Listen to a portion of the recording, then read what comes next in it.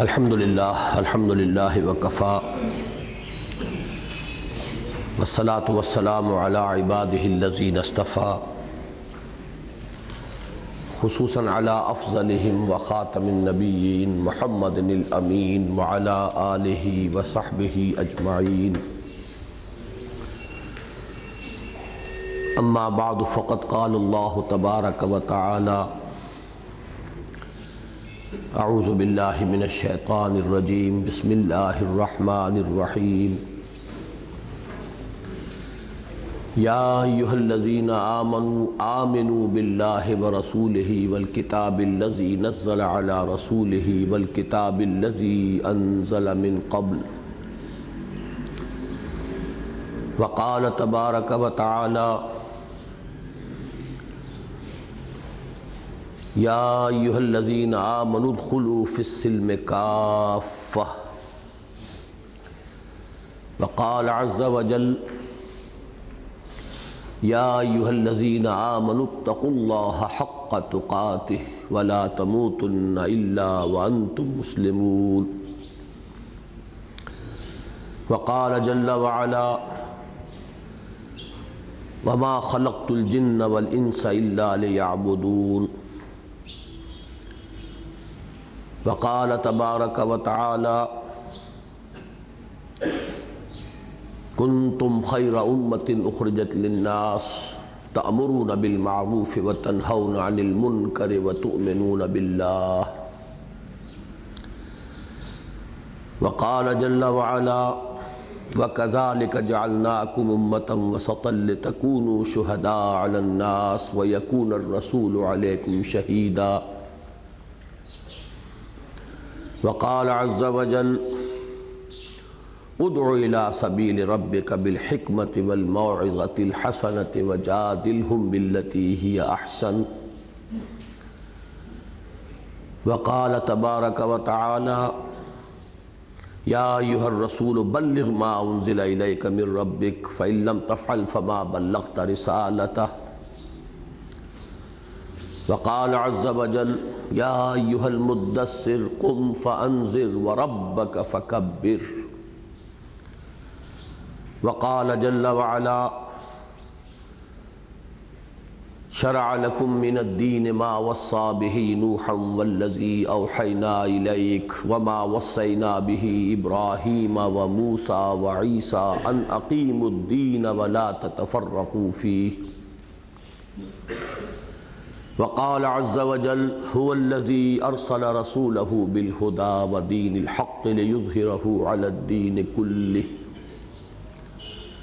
وقال تبارك وتعالى وقاتلوهم حتى لا تكون فتنة ويكون الدين كله لله وقال عز وجل لقد ارسلنا رسلنا بالبينات وانزلنا معهم الكتاب والميزان ليقوم الناس بالقسط وانزلنا الحديد فيه بأس شديد ومنافع للناس وليعلم الله من ينصره ورسله بالغيب ان الله قوي عزيز صدق الله العظيم وعن الحارث الاشعری رضی اللہ عنہ قال قال رسول اللہ صلی اللہ علیہ وسلم آمرکم بخمس بالجماعة والسمع والطاعة والہجرة والجہاد فی سبیل اللہ رواہ الامام احمد والامام الترمذی رحمہ اللہ وعن عبادة بن الصامت رضی اللہ تعالی عنہ قال بايعنا رسول الله صلى الله عليه وسلم على السمع والطاعة في العسر واليسر والمنشة والمكره وعلى أسرة علينا وعلى أن لا ننازع الأمر أهله وعلى أن نقول بالحق أينما كنا لا نخاف في الله لومة لائم متفق عليه وعن ابی سعید الخدری رضی اللہ تعالی عنہ قال سمعت رسول اللہ صلی اللہ علیہ وسلم یقول من رأى منكم منکرا فلیغیرہ بیدہ فإن لم یستطع فبلسانہ فإن لم یستطع فبقلبہ وذلک اضعف الایمان۔ رواہ الامام مسلم رحمہ اللہ۔ وعن عبداللہ ابن مسعود رضی اللہ عنہ قال قال رسول اللہ صلی اللہ علیہ وسلم ما من نبی بعثہ اللہ فی امتہ من قبلی الا کان له فی امتہ حواریون واصحاب یأخذون بسنتہ ویقتدون بامرہ ثم انها تخلف من بعدهم خلوف یقولون ما لا يفعلون ويفعلون ما لا يؤمرون فمن جاہدہم بیدہ فہو مؤمن ومن جاہدہم بلسانہ فہو مؤمن ومن جاہدہم بقلبہ فہو مؤمن ولیس وراء ذلک من الایمان حبۃ خردل۔ رب اشرح لی صدری ویسر لی امری واحلل عقدۃ من لسانی یفقہوا قولی۔ اللہم ربنا الہمنا رشدنا واعذنا من شرور انفسنا۔ اللہم ارنا الحق حقا وارزقنا اتباعہ وارنا الباطل باطلا وارزقنا اجتنابہ۔ اللہم نور قلوبنا بالایمان واشرح صدورنا للاسلام۔ اللہم وفقنا لما تحب وترضى۔ اللہم وفقنا ان نجاہد فی سبیلک باموالنا وانفسنا۔ اللہم وفقنا ان ندعو الی الخیر ونأمر بالمعروف وننہى عن المنکر۔ اللہم وفقنا ان نقیم دینک المتین یا رب العالمین۔ جیسے کہ میں نے کل شام یہ عرض کر دیا تھا کہ آج ہماری گفتگو کلیتاً کتاب و سنت کے منصوص معاملات پر مشتمل ہے۔ نصوص کتاب و سنت۔ اب تک جو ہم نے وقت لگایا ہے اس میں جیسا کہ میں نے پہلے بھی عرض کیا تھا کہ ہم گویا کہ آسمان سے زمین کی طرف آتے رہے یا پھر ماضی بعید سے ہوتے ہوتے حال تک پہنچے ہیں۔ تو یہ گویا کہ 2 ڈائمنشنل سٹڈی تھی، 2 ابعاد ہیں اس کی۔ ایک تو یہ کہ اس وقت یہ کرۂ ارضی جس میں ہم بھی ہیں، آباد ہیں، پوری نوع انسانی ہے، ہر فرد نوع بشر ہے، اس پر ایک عالمی تہذیب کا غلبہ ہے جو اپنے آغاز کے اعتبار سے یورپی تھی، اپنے اثر اور نفوذ کے اعتبار سے اب وہ عالمی ہے، گلوبل ہے۔ اس میں الحاد، لادینیت، یہ اس کے ریشے ریشے میں سرایت کیے ہوئے، اور جو چمک دمک ہے اس کی، جو مادی علوم کی ترقی ہوئی ہے اور جو سائنس اور ٹیکنالوجی نے جن بلندیوں کو چھوا ہے، اس کی وجہ سے اس کا رعب بے پناہ ہے۔ اب اگر کسی شخص کی کوئی حقیقی اور واقعی کمٹمنٹ ہے، دلی تعلق اللہ کے دین کے ساتھ، اگر اسے میسر آ گیا ہو، اٹس اے بگ اف، بہت بڑا اگر ہے یہ۔ اکثر و بیشتر لوگ جو بظاہر دینی کاموں میں بھی لگے ہوتے ہیں ان میں یہ شرط پوری نہیں ہوتی، اسی وجہ سے ان کی گاڑی ناکنگ کرتی رہتی، وہ ان کی پرسنل کمٹمنٹ نہیں ہوتی، وہ کچھ خارجی سے اسباب ہوتے ہیں، وقتی سے جذباتی معاملات ہوتے ہیں جس کی لپیٹ میں کسی دینی کام میں شریک ہو گئے، کسی شخص کی تحریر سے، تقریر سے متاثر ہو گئے، کسی اور جذباتی لمحے میں کوئی چیز ہے جس نے موٹیویٹ کر دیا، قدم آگے بڑھا دیا، لیکن وہ شعوری اور ذہنی اور فکری اور قلبی گہرائی کے ساتھ کمٹمنٹ، یہ بالکل دوسری شے دیگر ہے، یہ نوعیت کے اعتبار سے مختلف شے۔ اس کے بارے میں تو وہ بات صحیح ہے جو میں نے نشرت ثانیہ کے آخر میں لکھی ہے کہ جب یہ چیز پیدا ہو جائے یہ داعیہ اندر سے جب بیدار ہو جائے تو پھر یہ اپنے راستے تلاش کرتا ہے، ہر رکاوٹ سے نبرداز ہو سکتا ہے یہ داعیہ، بڑی سے بڑی رکاوٹ کو آدمی عبور کرتا ہے، کوئی شے اس کے راستے میں نہیں آ سکتی، اس لیے کہ اللہ نے انسان کو اشرف المخلوقات بنایا، فرشتوں تک کو جھکایا ہے، اس کے آگے تو اور کون رہ گیا؟ لیکن ہوتا یہی ہے کہ وہ کمٹمنٹ ہوتی نہیں، شعوری نہیں ہوتی، جس کو کہ سورہ یوسف میں کہلوایا گیا حضور کی زبان مبارک سے، قُلْ هَٰذِهِ سَبِيلِي أَدْعُو إِلَى اللَّهِ عَلَىٰ بَصِيرَةٍ أَنَا وَمَنِ اتَّبَعَنِي۔ یہ کوئی ڈوگمیٹک انداز نہیں ہے، اندھا بہرا عقیدہ نہیں ہے، یہ اندھیرے میں ٹامک ٹوئیاں مارنے والی بات نہیں ہے، یہ میرا راستہ ہے، میں اللہ کی طرف بلا رہا ہوں، عَلَىٰ وَجْهِ الْبَصِيرَةِ بلا رہا ہوں، نہ صرف میں بلکہ میرے ساتھی بھی۔ اصل میں یہ ساری ایکسرسائز جو ہم نے کی ہے، میرے 3 دن لگے ہیں شدید مشقت کے اور آپ کے 4 دن، اس کا مقصد یہی ہے۔ میرا مزاج بالکل برعکس ہے ان لوگوں کے مزاج کے کہ جو لوگوں کو کسی جذبے سے متاثر کر کے بس پھر حرکت میں لے آنا چاہتے ہیں۔ اکثر و بیشتر لوگ یہ چاہتے ہی نہیں کہ لوگ اپنے ذہن کو بھی کام میں لائیں، جہاں ذہن کام میں آتا ہے قوا جو ہیں ان میں اضمحلال آتا ہے۔ اس سے تو یہ ہے کہ سوچ بچار نہ ہو، غور فکر نہ ہو، بس موٹیویٹ کر دو اور چلا دو اور دوڑا دو اور کارکن بنا کر رکھ دو بس۔ یہ طرز جو ہے اس سے گاڑی تیز چلتی ہے، رفتار زیادہ بنتی ہے، لیکن یہ کہ میں اس کے بالکل برعکس یہ چاہتا ہوں، اپنے لیے بھی اسی کو پسند کرتا ہوں کہ جو بھی کروں علی وجہ البصیرت کروں، دائیں بائیں کا علم بھی ہو، میں نے دایاں راستہ چھوڑا تو کیوں چھوڑا، بایاں چھوڑا تو کیوں چھوڑا، اس راستے پر چل رہا ہوں تو کیوں چل رہا ہوں، میرے پیچھے کون ہے، اسلاف میں سے کن کے ساتھ میرا تعلق ہے، اس کی تاریخ کیا ہے اس راستے کی مجھے معلوم ہو،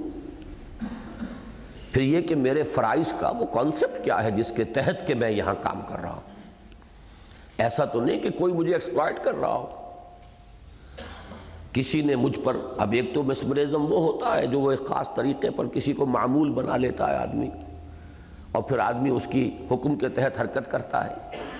ایک یہ ذہنی فکری مسمرزم ہوتا ہے جس کے تحت کہ کچھ لوگ پوزیس کر لیتے ہیں دوسرے لوگوں کو اور پھر ان سے کام لیتے ہیں، اپنی لیڈری کی گاڑی چلواتے ہیں، اس کے اندر گھوڑوں کی جگہ ان کو جوتتے ہیں، تو کہیں ایسا تو نہیں کہ میں بھی کسی کی گاڑی میں گھوڑا بن کر جت گیا ہوں۔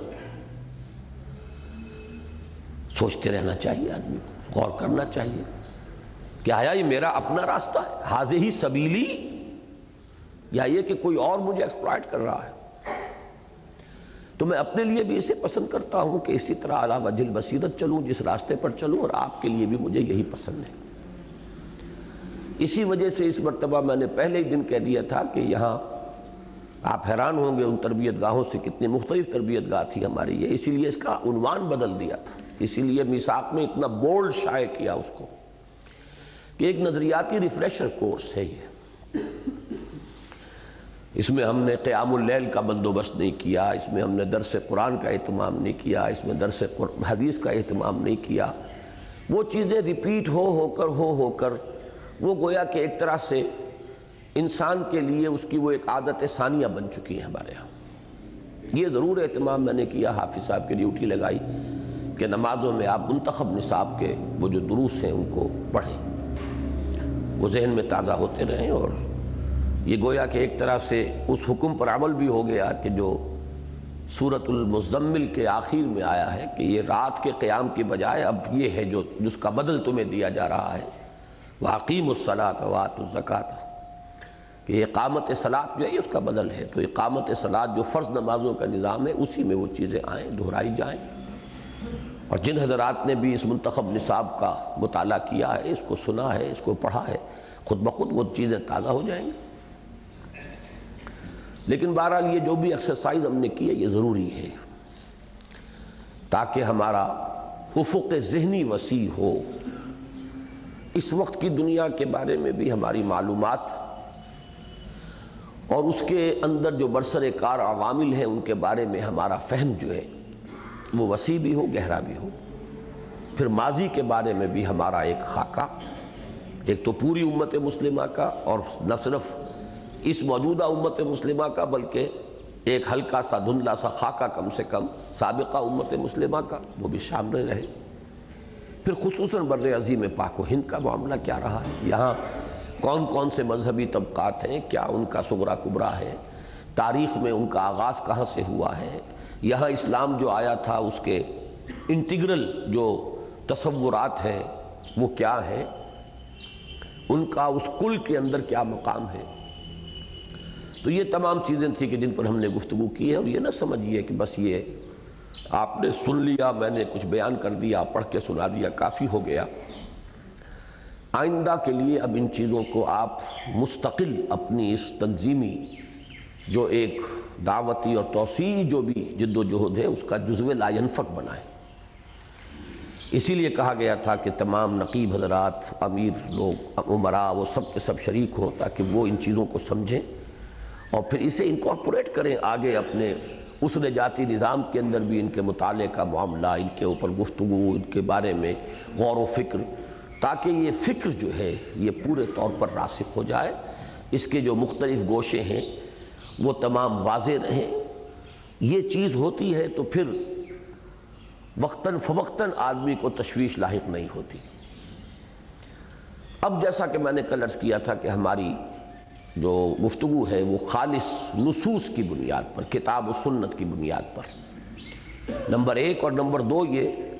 کہ اس میں ہماری اپروچ آسمان سے زمین کی نہیں ہے بلکہ زمین سے آسمان کی طرف ہے۔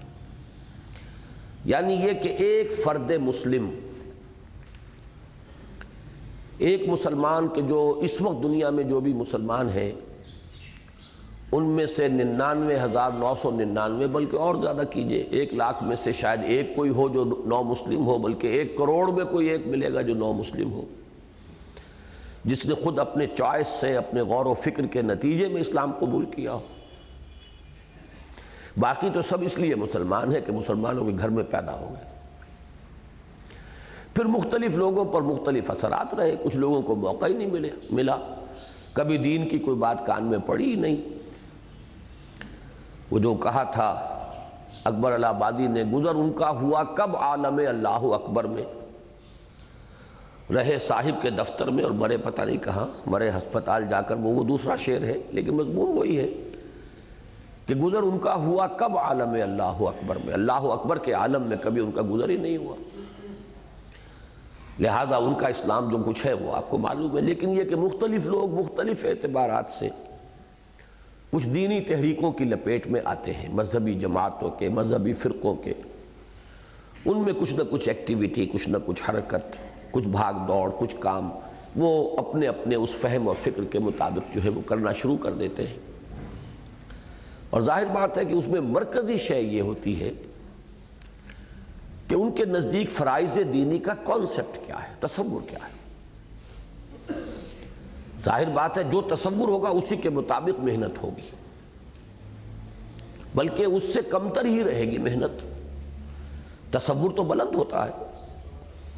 جس کا تصور محدود ہے وہ محدودیت میں بھی بلند ترین ہوگا نا۔ وہاں تک آدمی اپنے اس آئیڈیل تک پہنچ نہیں پاتا عام طور پر۔ آئیڈیل تو اس لیے ہوتا ہے کہ انسان اپنے سامنے رکھے کہ مسلسل اس کی طرف پیش قدمی کرتا رہے۔ تو جو بھی تصور کی حد ہے، عمل اس سے کچھ کمتر ہی رہے گا۔ تو اصل شے جو ضروری ہے وہ یہ ہے کہ دینی اعتبار سے یہ بات انشراح صدر کے ساتھ علی وجہ البصیرت واضح ہو جائے کہ دینی فرائض کیا ہے، دین ہم سے چاہتا کیا ہے۔ اصل میں یہی وہ تصور ہے کہ جو خاص طور پر اس دور میں جو احیائی تحریکیں ہیں صرف ان کے سامنے واضح ہوا ہے۔ ظاہر بات ہے قومی تحریکوں کے سامنے تو یہ سوچ ہی بنیادی نہیں ہے، دینی اور مذہبی معاملہ ان کا بنیادی مسئلہ ہے ہی نہیں، وہ تو قوم کے لیے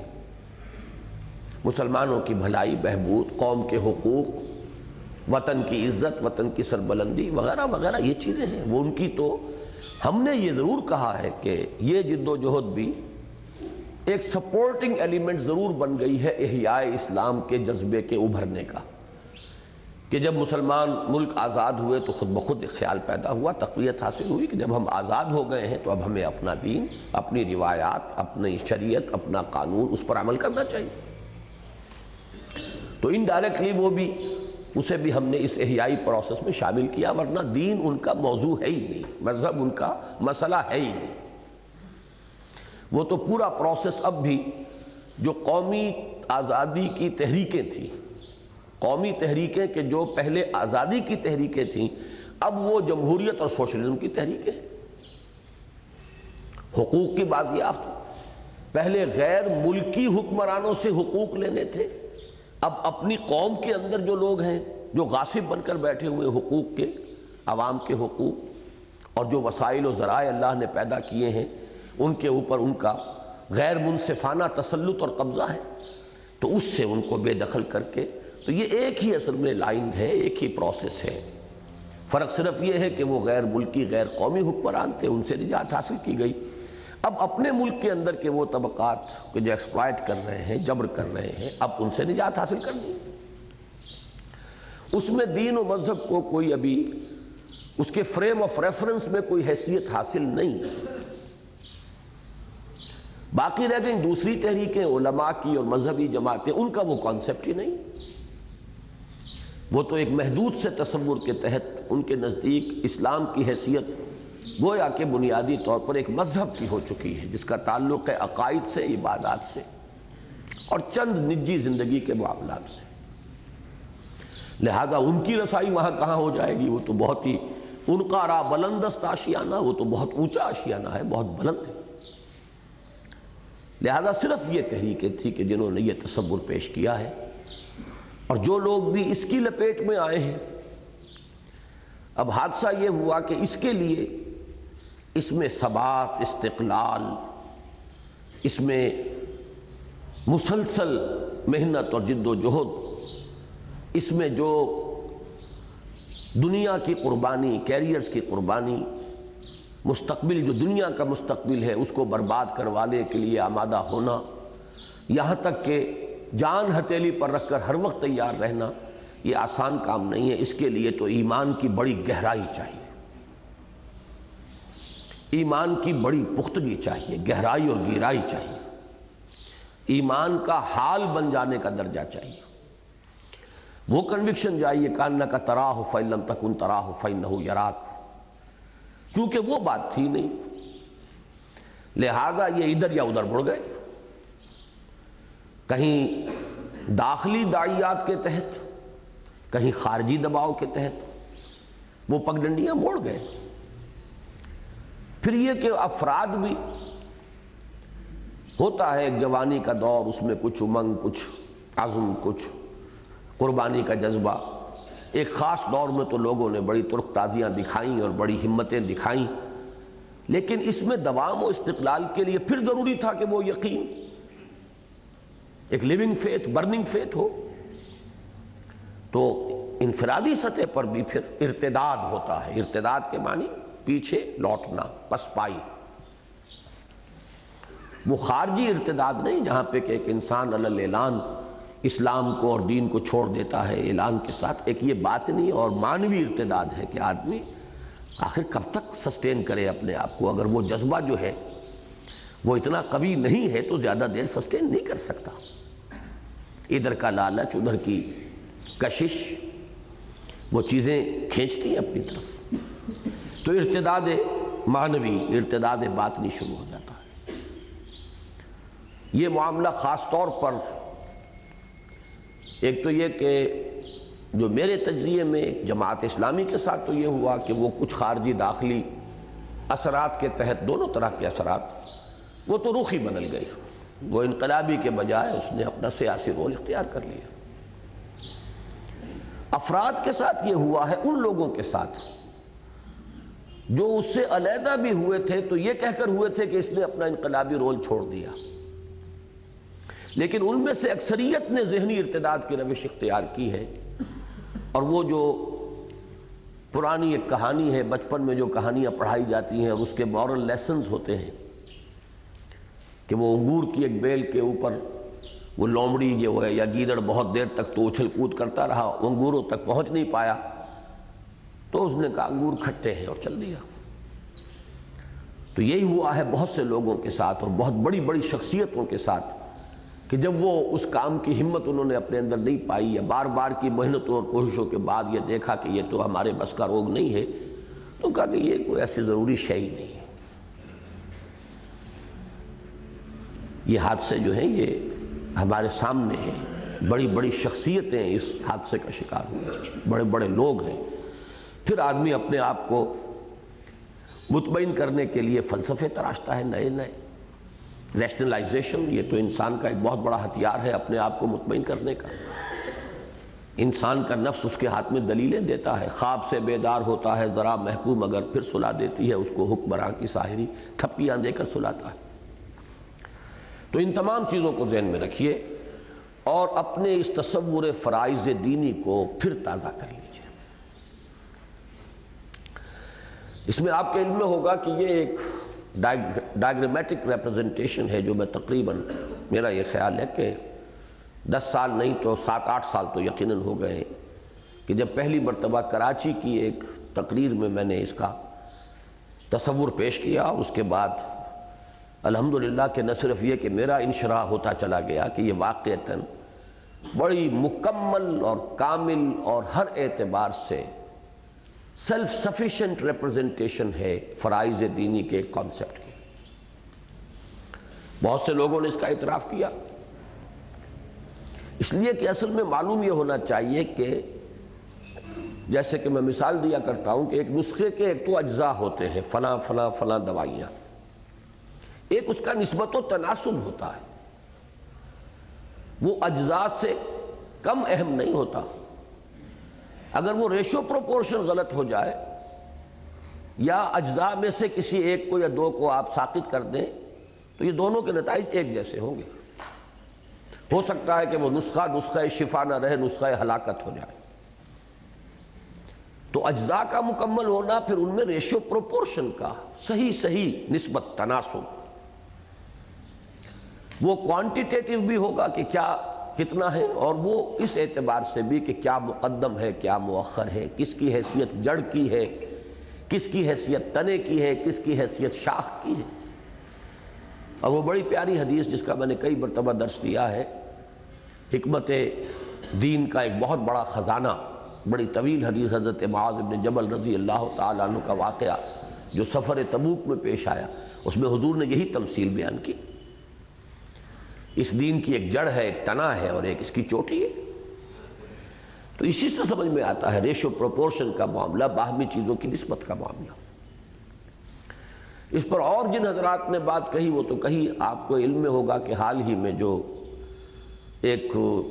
رابطہ قائم ہوا، پہلے تو ایک غائبانہ رابطہ تھا کہ ان سے ذکر کیا، وہ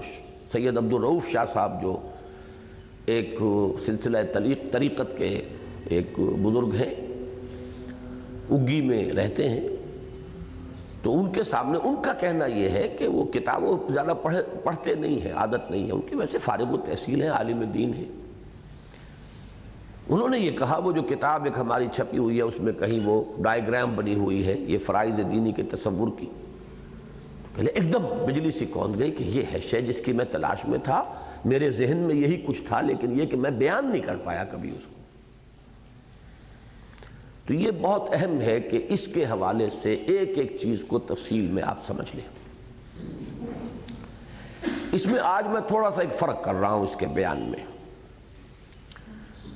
اور وہ میں سمجھتا ہوں کہ آج ہمارے پچھلے 4 دن کے مطالعے کے حوالے سے آپ میں سے ہر شخص کے ذہن میں بھی وہ بات آئی ہوگی،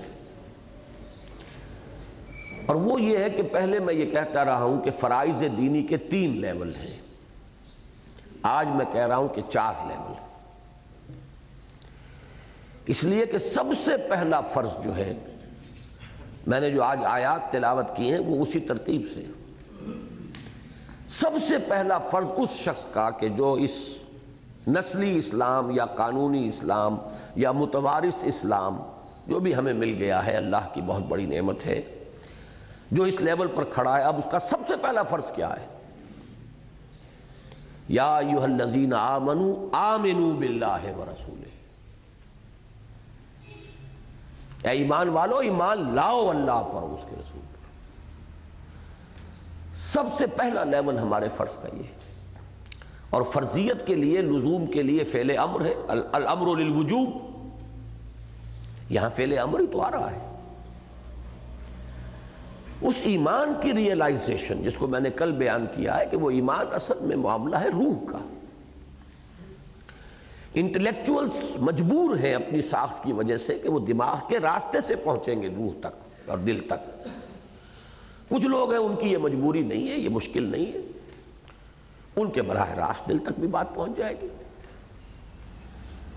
لیکن اصل مسئلہ ایمان کا جو ہے وہ اس عقل حیوانی یعنی دماغ سے متعلق نہیں ہے، بلکہ ایمان کا اصل مسئلہ اس عقل روحانی یعنی قلب سے متعلق ہے۔ اسی لیے یہاں تصدیقم بالقلب موٹا موٹا لکھا ہے، اور میں نے ہدایت کر دی تھی کہ جہاں سے بھی، ویسے تو یہ بورڈ ہٹا لینا چاہیے تھا، بہرحال اب جیسا بھی ہے، کہ نیچے تک یہ چلی جائے لائن، اس لیے کہ اس کی ڈیپتھس جو ہے وہ لامتناہی ہے، اس ایمان کی گہرائی کی کوئی حد نہیں ہے کہ وہ 8 فٹ کی بنیاد کھودنی ہے یا 20 فٹ کی کھودنی ہے، یہ تو لامتناہی ہے۔ اور مانو اور مانو اور مانو اور مانو، یہ ایمان یہ یقین اس کی گہرائی بڑھتی چلی جائے۔ اور وہ تو سیدھی سی بات ہے 2 اور 2 4 کی طرح کہ اگر ایک ہی منزل تعمیر کرنی ہو تو چھوٹی فاؤنڈیشن بھی کام دے جائے گی، دوسری منزل بھی تعمیر کرنے کا خیال ہے تو فاؤنڈیشن اور گہری کرنی پڑتی ہے، 3 منزلہ بنانی ہو تو اور گہری کرنی ہے۔ تو اس اعتبار سے یوں سمجھئے کہ یہ دونوں طرف کام چلے گا، اوپر سے نیچے۔ یہ جو پلنتھ لیول کے اوپر ہوتا ہے یہ ہے اقرار باللسان، یہ چیزیں آپ حضرات کے علم میں ہیں۔ اصل میں یہ ہے پلنتھ لیول، نہیں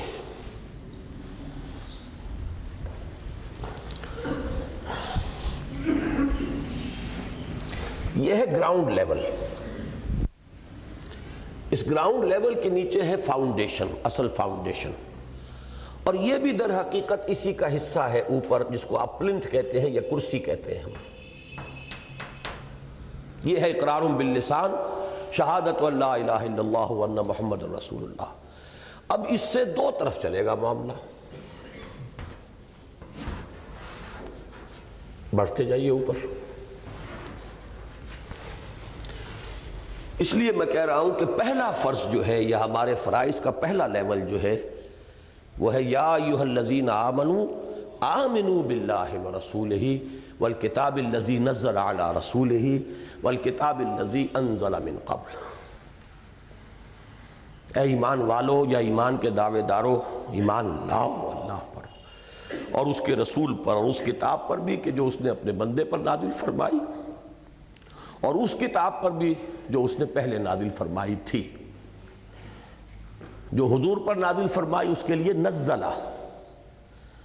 اور جو پہلے نازل فرمائی تھی وہ انزلہ،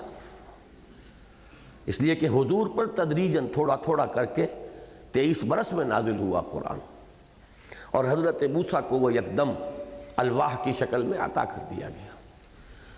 تو وہ ہے انزل ینزل انزالا، اور یہ ہے نزل ینزل تنزیلا۔ یا ایھا الذین آمنوا آمنوا باللہ ورسولہ والکتاب الذی نزل علی رسولہ والکتاب الذی انزل من قبل۔ اب اسی کے لیے جو اور شواہد بار بار پیش ہوتے رہے ہیں دروس میں، ان کو تازہ کر لیں۔ اگر جہنم سے نجات چاہیے، هل ادلکم علی تجارۃ تنجیکم من عذاب علیم تؤمنون باللہ ورسولہ وتجاہدون فی سبیل اللہ باموالکم وانفسکم۔ ایمان لاؤ اللہ پر اس کے رسول پر، یہ ڈائریکشن نیچے ہو گئی۔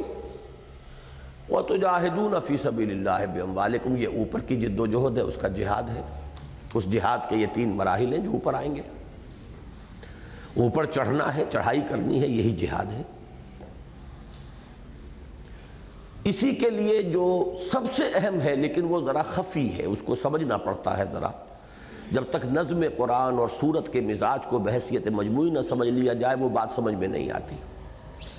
یہ جو سورہ حدید میں آئی ہے آیت نمبر 7، آمنوا باللہ ورسولہ وانفقوا مما جعلکم مستخلفین فیہ، یہاں چونکہ پہلے یا ایھا الذین آمنوا کے الفاظ نہیں ہیں، اس لیے یہ گمان ہو جاتا ہے شاید یہ کفار سے کہا جا رہا ہے، کفار سے، مشرکین سے، یہود سے، نصارہ سے۔ اسی وجہ سے میں پوری تفصیل کے ساتھ تمہید میں بیان کیا کرتا ہوں کہ یہ پورا سلسلہ جو 10 سورتوں کا ہے، سورہ حدید سے لے کر سورہ تحریم تک،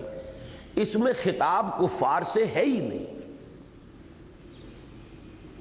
نہ مشرکین سے نہ اہل کتاب سے۔ ایک ہے ایکسیپشن صرف سورہ جمعہ کے اندر، قُلْ يَا أَيُّهَا الَّذِينَ هَادُوا إِن زَعَمْتُمْ أَنَّكُمْ أَوْلِيَاءُ لِلَّهِ مِن دُونِ النَّاسِ فَتَمَنَّوُا الْمَوْتَ إِن كُنتُمْ صَادِقِينَ۔ باقی اس پوری 2 سورتوں پر مشتمل تقریباً 1.25 پارہ ہے، اس میں خطاب کفار سے کہیں ہے ہی نہیں، اور اہل کتاب کا ذکر بھی ہے تو بطور نشان عبرت ہے کہ دیکھو تم سے پہلے یہ ہو چکا ہے۔ وَلَا تَكُونُوا كَالَّذِينَ نَسُوا اللَّهَ فَأَنسَاهُمْ أَنفُسَهُمْ وَلَا يَكُونُوا كَالَّذِينَ أُوتُوا الْكِتَابَ مِن قَبْلُ فَطَالَ عَلَيْهِمُ الْأَمَدُ فَقَسَتْ قُلُوبُهُمْ۔ یہ سارا معاملہ پھر سورہ صف میں اہل کتاب کی مثال، حضرت موسیٰ کے ساتھ جو کچھ کیا بنی اسرائیل نے، حضرت عیسیٰ کے ساتھ جو کچھ کیا، اسی حوالے سے ہے سورہ جمعہ میں کہ وہ جو بئس مثل القوم الذین کذبوا بآیات اللہ، تورات کے ساتھ جو معاملہ کیا یہود نے، کہیں وہ تم نہ کرنا۔ مثل الذین حملوا التوراۃ ثم لم یحملوها کمثل الحمار یحمل اسفارا۔ خطاب اس سب میں جو ہے مسلمانوں سے ہے، تو وہاں بھی جو کہا گیا آمنوا باللہ ورسولہ، تو در حقیقت مخاطب مسلمان ہی ہے کہ اے ایمان کے دعوے دارو، اے مسلمانوں، ایمان لاؤ اللہ پر جیسے کہ اس پر ایمان لانے کا حق ہے اس کے رسول پر۔ تو پہلا لیول جو ہے ہمارے فرائض دینی کا، ان میں آج جو میں نے ایک نئی تعبیر اختیار کی ہے، ڈائیگرام وہی ہے، بجائے اس کے کہ ہم یہ کہیں کہ 3 لیولز ہیں فرائض کے، سب سے پہلا لیول جو ہے اس کو ایمفیسائز کرنے کی ضرورت ہے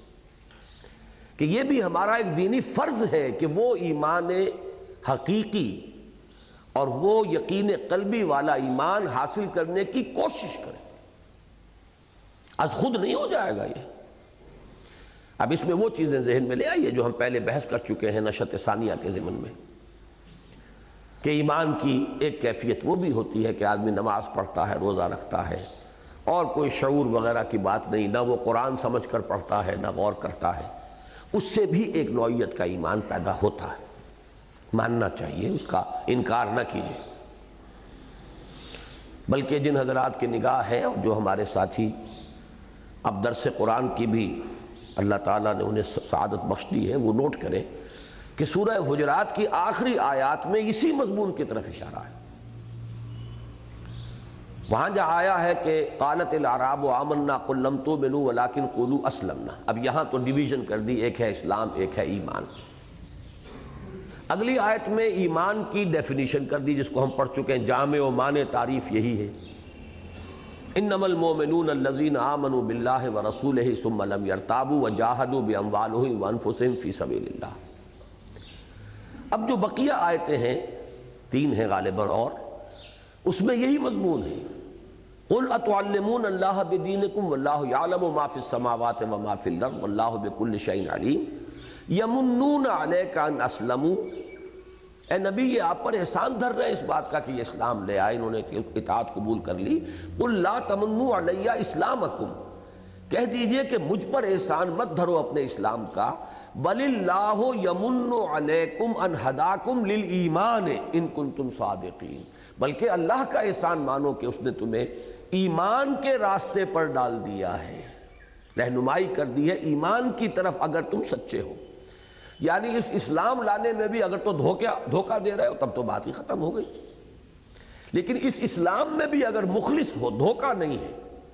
تو اس اسلام پر اب عمل کرتے رہو گے، احکام کی پابندی کرتے رہو گے تو ایمان تک بھی رسائی ہو جائے گی۔ یہ وہ ایمان ہے، ان ہداکم للایمان۔ نماز، روزہ، ذکر، ان چیزوں کی ایک اثر ہے، اور وہ انسان کے اوپر مترتب ہوتا ہے اور ایمان اس سے پیدا ہوتا ہے، یا جتنا ہے اس کو تقویت حاصل ہوتی ہے۔ لیکن یہ اس سے اوپر کے ایمان ہے. اصل میں وہ شعوری ایمان، وہ اس کا واحد منبع اور سرچشمہ قرآن حکیم ہے. بلکہ میں ایک بات اس وقت عرض کر ہی دوں، اس لیے کہ میں اپنے اب یہ جو مسلسل درس قرآن کا سلسلہ چل رہا ہے اس میں بھی بہت سی ایسی باتیں واضح طور پر کہہ رہا ہوں کہ جو اس سے پہلے میں کچھ کہتے ہوئے رکتا تھا کہ ان کے بارے میں مغالطے پیدا ہو سکتے ہیں، اور بعض لوگ اس کو ناسمجھی کی وجہ سے کسی غلط رخ پہ لے جا کر فتنے کی بنیاد بنا سکتے ہیں. لیکن یہ کہ اب میں یہ سوچتے ہوئے کہ پھر پتہ نہیں وقت آتا ہے کہ نہیں آتا، تو جو بھی جس چیز کی طرف بھی اللہ نے رہنمائی فرمائی ہے اس کو بیان کر دینا ایک امانت کے ادا کر دینے کے درجے میں ہے.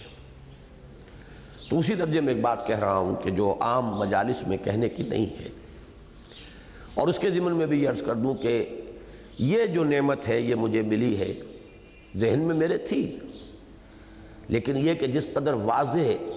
الفاظ میں ڈاکٹر برہان احمد فاروقی نے یہ بات لکھی ہے اپنی کتاب میں، اس طور سے واضح میرے سامنے نہیں تھی. یہ بالکل وہی ہے جیسے عبدالرؤوف شاہ صاحب کہتے ہیں کہ یہ نقشہ میرے ذہن میں تو تھا لیکن میں بیان نہیں کر سکتا تھا اس کو. میں کہتا تھا کہ کہیں کچھ کمی ہے، جو کچھ ہو رہا ہے اس میں کہیں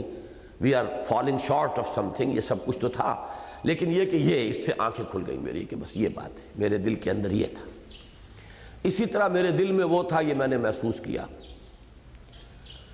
ہم رات ہی کہیں پڑھ رہے تھے صحابہ کرام کے ایمان رضوان اللہ تعالی علیہ مجمعین، اور اس میں بہت زیادہ جو ہم نے نمایاں طور پر اس کو ڈیفرینشیٹ کیا ہے وہ حضور کی صحبت کی بنیاد پر.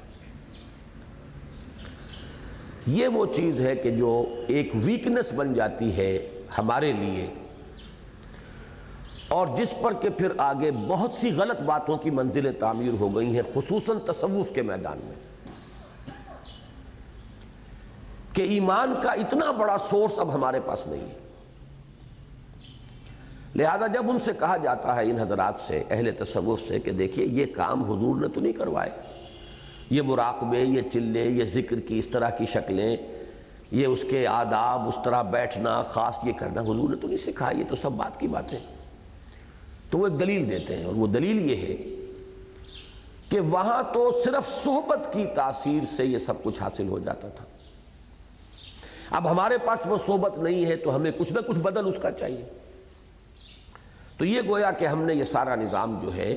یہ اجتہادی ایک انداز میں ہم نے اس کے بدل کے لیے تجویز کیا. اب یہ بات ایسی ہے جو کسی درجے میں وزنی بن جاتی ہے کہ واقعتاً ایک چیز جو ہے وہ کم ہے وہاں ہمارے ہاں، اس کا کوئی بدل تو ہونا چاہیے. اس کا توڑ ہے اصل میں یہ بات کہ در حقیقت یہ بات آپ کے علم میں ہوگا، میں نے اپنے کئی مرتبہ دروس میں یہ بات کہی ہے کہ رسول اور کتاب یہ ایک وحدت ہوتے ہیں. جیسے کہ سورہ بینہ میں فرمایا رسول من اللہ یتلو صحفا مطہرۃ، کتاب اور رسول، کتاب اور اس کا معلم. یہ سورہ طلاق میں بھی ہے، ذکر کیا ہے اس کے الفاظ میں بھول رہا ہوں. ذکر، رسول بھی ذکر ہیں اپنی ذات میں اور کتاب بھی ذکر ہے. اس کمپلیکس کے ایک ایلیمنٹ کو اتنا اوور ایمفیسائز کر دیا گیا کہ دوسرا ایلیمنٹ بالکل ہی انڈر ایمفیسائز ہو کر رہ گیا. یہ صرف صحبت رسول کی تاثیر نہیں تھی، اس میں تاثیر شامل تھی اللہ کی کتاب کی، اور وہ مستقل طور پر موجود ہے. حضور کہہ کر یہ گئے ہیں اپنے خطبہ میں آخری میں کہ قد ترکت فیکم ما ان اعتصمتم بہ لن تضلوا ابدا کتاب اللہ. جیسے میں نے عرض کیا تھا نا کہ ختم نبوت کے خلا کو اللہ نے 3 چیزوں سے پورا کیا، تو در حقیقت وہ صحبت نبوی کا خلا جو ہے اس کو اس شکل میں پورا کیا جا رہا. قد ترکت فیکم، یہ جو کمپلیکس ہے رسول جمع کتاب، اس میں کتاب کے عمل دخل کو جب ہم نے کم کر دیا، اس لیے کہ کچھ محبت، کچھ عقیدت، اس کے اعتبار سے رسول کی ذات جو ہے وہ بہت زیادہ مرکز توجہ بنی، نتیجتاً خود بخود فیڈ اوے والی بات جو ہے قرآن کا معاملہ، اس کی اہمیت کم ہوئی. ایک کمپلیکس کے 2 اجزاء میں سے ایک ہی پر توجہ مرتکز ہو جائے گی تو دوسرے سے ہٹ جائے گی. اب اس خلا کا مہیب احساس ہوا تو اس کی جگہ پر اب بدل تجویز کیے گئے یہ مراقبے اور یہ سارے معاملات۔ در حقیقت یہ ایک کمی ہے جو ہوئی ہے ہماری سوچ کے اندر کہ اصل ایمفیسس قرآن پر ہونا چاہیے، اور اس کی دلیل یہ چیزیں دیکھیے میرے سارے دروس کے اندر موجود ہیں کہ خود حضور کے لیے ایکٹیویٹ کرنے والی شے جو ہے، حضور کا وہ پوٹینشل ایمان جو آپ کے قلب میں تھا، اسے جگا کر بیدار کر کے اسے ایک ایکچویلٹی کی شکل دینے والا تو قرآن ہی ہے۔ سورہ شورى کی لاسٹ بٹ ون آیت، وَكَذَلِكَ أَوْحَيْنَا إِلَيْكَ رُوحًا مِّنْ أَمْرِنَا مَا كُنْتَ تَدْرِي مَا الْكِتَابُ وَلَا الْإِيمَانُ وَلَكِنْ جَعَلْنَاهُ نُورًا نَهْدِي بِهِ مَن نَّشَاءُ مِنْ عِبَادِنَا وَإِنَّكَ لَتَهْدِي إِلَىٰ صِرَاطٍ مُسْتَقِيمٍ۔ اسی طرح تو ہم نے آپ پر وحی کی ہے اپنے امر میں سے ایک روح، یعنی یہ قرآن مجید۔ آپ تو نہیں جانتے تھے کتاب کسے کہتے ہیں اور ایمان کسے کہتے ہیں۔ ہم نے اس روح کو، اس نور کو، اس قرآن کو نور بنایا، اس کے ذریعے سے ہم ہدایت دیتے ہیں جس کو چاہتے ہیں۔ اب اس قرآن سے جب آپ کا باطن جگمگا اٹھا ہے، اب آپ ہدایت دیں گے نوع انسانی کو، اِنَّكَ لَتَهْدِي إِلَىٰ صِرَاطٍ مُسْتَقِيمٍ۔ تو فائنل سورس تو پھر وہی ہو گئی کتاب اللہ۔ وہ کتاب اللہ موجود ہے، چھوڑ کر گئے ہیں، اس کی حفاظت کا ذمہ لیا ہے۔ تو اس نقطے کو اچھی طرح سمجھیے، ہوتا یہی ہے کہ کوئی ایک کمپلیکس ہے، اس کے ایک جز کے اوپر ایمفیسس زیادہ ہوگا، دوسرا انڈر ایمفیسائز ہو جائے گا خود بخود۔ دین کے ظاہر پر توجہ زیادہ ہوگی، باطن پر سے توجہ کم ہو ہی جائے گی۔ باطن پر بہت ارتکاز ہو جائے گا، ظاہر پر سے توجہ کم ہو ہی جائے گی۔ صوفیاء کے ہاں شریعت کی پابندی وہ سارے ہم پڑھ چکے ہیں کہ پھر وہ باطنی کیفیات ہی کے اوپر ارتکاز ہوا تو شریعت کی اہمیت جو ہے ان کی نگاہ میں کم ہوتی چلی گئی۔ جن لوگوں کی ساری نگاہیں جو ہے وہ بال کی کھال اتارنے پر لگ گئیں شریعت کے، وہ باطن کی طرف سے غافل ہوتے چلے گئے۔ تو یہ ایک انسان کی کمزوری ہے، اس کی خلقی کمزوری ہے۔ تو یہ میں نے اس لیے زیادہ واضح کیا ہے آج کہ اب جب میں یہ کہہ رہا ہوں کہ ہمارا فرض اولین یہ ہے کہ ایمان حاصل کریں، باقی ساری چیزوں کا دار و مدار تو اس پر ہے۔ یہ گہرا ہوگا تو بلڈنگ اوپر اٹھے گی نا، یہ مستحکم ہوگا تو یہ ساری تعمیر اوپر چلے گی۔ تو فرض اولین جو ہے اس کو اس لیول پر نہ رکھیے۔ اب فرض اولین تو اب یہ ہے، یا ایھا الذین آمنوا آمنوا باللہ ورسولہ والنور الذی والکتاب الذی نزل علی رسولہ والکتاب الذی انزل من قبل۔ تو پہلا لیول ہے یہ تحصیل ایمان، یقین والا ایمان، اس کی تحصیل۔ اب یہاں پر دیکھیے ایک چیز ہے کہ جو آبجیکٹیو کی حیثیت سے تو معین ہو گئی، راستوں میں اختلاف ہو رہا۔ ایک ایمان کی محنت تبلیغی جماعت کی ہے،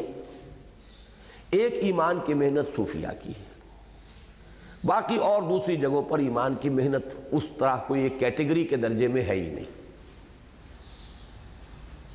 لیکن یہ کہ ان دونوں سے ہمارا راستہ جدا ہے۔ ہمارا راستہ ایمان کی محنت بیسڈ آن قرآن۔ کیا بات ہے؟ یہ چٹیں وغیرہ مت دیں، بالکل روک دیں یہیں۔ تو راستے اپنے سمجھتے جائیے کہ ہم کہاں کہاں پر ہماری اس سوچ کے، ہمارے اس فکر کے،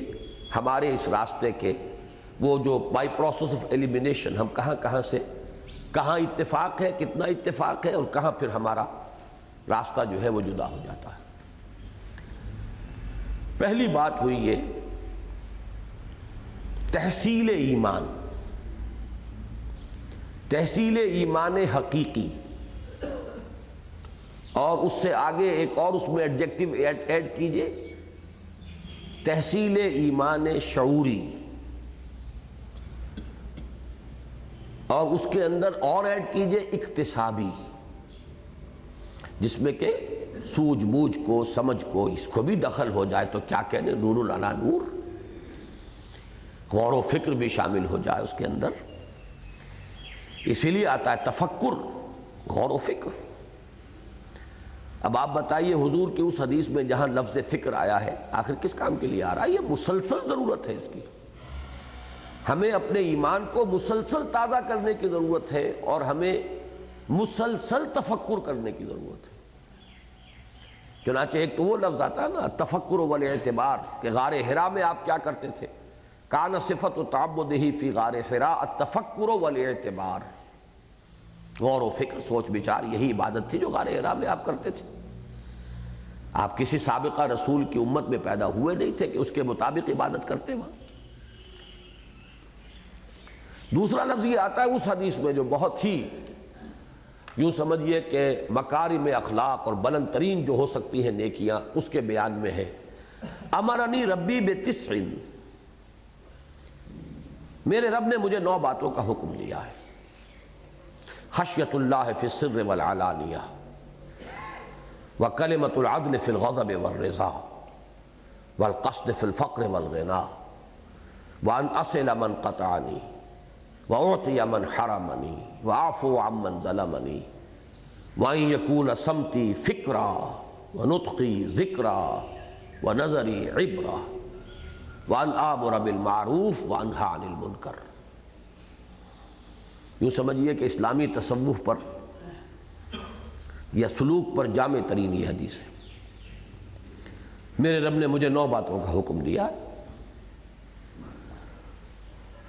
خشیت اللہ فی السر والعلانیہ، اللہ کی خشیت، اللہ کا خوف کھلے اور چھپے ہر حال میں۔ یہ نہیں کہ لوگوں کے سامنے ہے تو بہت متقی ہیں اور کہیں چلے گئے تنہا ہے تو پھر وہ تقویٰ کا لبادہ اتر گیا۔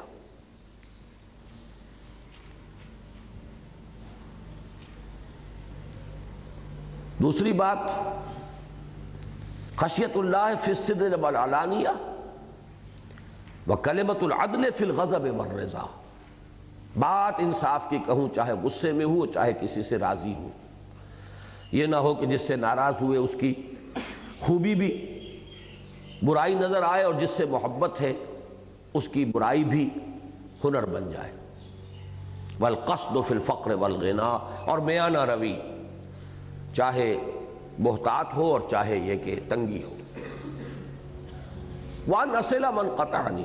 اور یہ کہ میں اس سے جڑوں جو مجھے کاٹے، مجھ سے کٹے اور مجھے کاٹے، اپنا رشتہ مجھ سے توڑے، میں اس سے جڑوں۔ وَأُعْطِيَ مَنْ حَرَمَنِي، اور اس کو میں دوں جو مجھے محروم رکھتا ہو۔ وَعَفُوَ عَمَّنْ ظَلَمَنِي، اور جو مجھ پر ظلم کرے اسے معاف کر دوں۔ وَأَنْ يَكُونَ صَمْتِي فِكْرًا، اور یہ کہ میرا خاموش ہونا فکر پر مشتمل ہو، غور و فکر، سوچ بچار۔ وَنُطْقِي ذِكْرًا، اور گفتگو ذکر پر مشتمل ہو۔ وَنَظَرِي عِبْرًا، اور میرا دیکھنا عبرت کی آنکھ سے دیکھنا ہو، سبق حاصل کرنا۔ اب یہ 9 باتیں تو پوری ہو گئیں، اسی لیے پھر ترجمہ جب لوگ کرتے ہیں حدیث کا تو کہتے ہیں اور ان سب کی جامع بات یہ، اس لیے کہ 9 تو ہو گئیں، امرنی ربی بتسع، خشیت اللہ فی السر والعلانیہ، وکلمۃ العدل فی الغضب والرضا، والقصد فی الفقر والغنا، وان اصل من قطعنی، واعطی من حرمنی، واعفو عمن ظلمنی، وان یکون صمتی فکرا، ونطقی ذکرا، ونظری عبرا۔ تو سب کی جامع بات، وآمر بالمعروف وانہی عن المنکر، نیکی کا حکم دوں، بدی سے روکوں۔ بہرحال اب یہ بات اس مرحلے کو اسی جگہ ختم کر رہے ہیں۔ پہلی بات ایمان کی تحصیل، اور ایمان کی تحصیل منبع سرچشمہ قرآن حکیم۔ البتہ قرآن حکیم سے اپروچز 2 ہو جائیں گی۔ ایک اس کی انٹلیکچول اپروچ ہے، غور و فکر، سوچ بچار، فلسفہ بھی، دوسرے بھی پڑھنا، یہ بھی سوچنا۔ ایک ہے قرآن مجید کے انوار سے براہ راست اکتساب نور کرتے چلے جانا۔ اگر دماغ میں کوئی فطور نہیں ہے، کوئی غلط فلسفے نہیں ہیں، کوئی اور اشکالات نہیں ہیں، تو قرآن کو پڑھتے ہوئے آدمی لیکن کم سے کم اتنی استعداد وہاں پہنچائے، تب یہ بات ہوگی کہ اس کا ایک مفہوم براہ راست قلب پر اترتا چلا جائے، اتنی عربی سے واقفیت ہو۔ ورنہ محض تلاوت قرآن اس کھاتے میں آ جائے گی کہ جیسے نماز اور روزے کا بھی ایک غیر شعوری اثر پڑتا ہے، تلاوت قرآن محض وہ بھی ایک نیکی کا کام ہے، اور ایک نیکی کا کام ہونے کے ناطے اس کا بھی کچھ اثر پڑے گا، اس کی بھی ایک نورانیت ہے۔ لیکن پھر وہ اس کھاتے میں ہوگی جو تبلیغی جماعت والے کہتے ہیں، اسی لیے وہ صرف تلاوت کا کہتے ہیں، وہ ان کے فلسفے کے بالکل عین مطابق ہے معاملہ۔ لیکن ہمارا ان کے ساتھ جو معاملہ ڈسٹنکشن کا ہے وہ یہی ہے کہ ہم قرآن کے ذریعے سے جو نور ایمان حاصل کرنے کی ترغیب دے رہے ہیں، یا جو ہم نے صحیح راستہ سمجھا ہے، اس کا کم سے کم لیول یہ ہے کہ وہ ایک انسان کا حقیقی اور ایک شعوری ایمان اس درجے میں بنے گا جبکہ وہ کم سے کم قرآن مجید کے معانی اور مفاہیم یہ قلب کے اوپر اترتے چلے جا رہے ہوں، جس کو کہ اقبال نے اس شعر میں تعبیر کیا ہے کہ تیرے ضمیر پہ جب تک نہ ہو نزول کتاب، کتاب نازل ہو رہی ہو تمہارے دل پر۔ اور یہ بات جو ہے ایسی غلط نہیں کہی ہے، جیسے حضرت عمر نے یہ فرمایا تھا نا، مجھے ایسے محسوس ہوا جیسے یہ آیت آج ہی نازل ہوئی ہے، حالانکہ کیسے ممکن ہے کہ وہ ان کے علم میں نہ ہو، غزوہ احد کے بعد نازل ہوئی، وما محمد الا رسول قد خلت من قبلہ الرسل۔ لیکن حضرت ابو بکر نے جب خطبہ دیا حضور کے انتقال کے بعد اور کھڑے ہو کر کہا تو وہ حضرت عمر پر جو اس وقت کیفیت تھی وہ ایک دم ختم ہو گئی، میں نے محسوس کیا جیسے یہ آیت آج ہی نازل ہوئی۔ تو وہ کیفیت جو ہے انسان کی ہوگی جبکہ کم سے کم یہ استعداد حاصل ہو جائے کہ قرآن مجید کو پڑھتے ہوئے کسی ترجمے کا بیریئر نہ ہو، تاثیر ٹوٹ جاتی ہے، وہ نزول ہو، وہ فوار پڑھتی رہے براہ راست۔ باقی اس کے ساتھ دوسرا ایلیمنٹ وہ ہے، اور وہ کرنا پڑے گا اگر آپ کو وہ جو انٹیلیجنسیا ہے، انٹلیکچول مائنورٹی ہے، اگر اس سے پنجہ آزمائی کرنی ہے تو پھر آپ کو خود بھی وہ ایمان حاصل کرنا پڑے گا کہ جو انٹلیکچول لیول پر ہو، اس کے لیے غور و فکر، سوچ بچار، تفکر اس کو لازماً اس میں شامل کرنا پڑے گا۔ اس کے بعد اب دوسرا لیول اصل میں وہ یہ ہے کہ جس تک کہ ہمارا تصور محدود ہو گیا ہے، اصل میں اس کو میں یہاں سے کاٹ رہا ہوں، یہ پہلی چھت جو ہے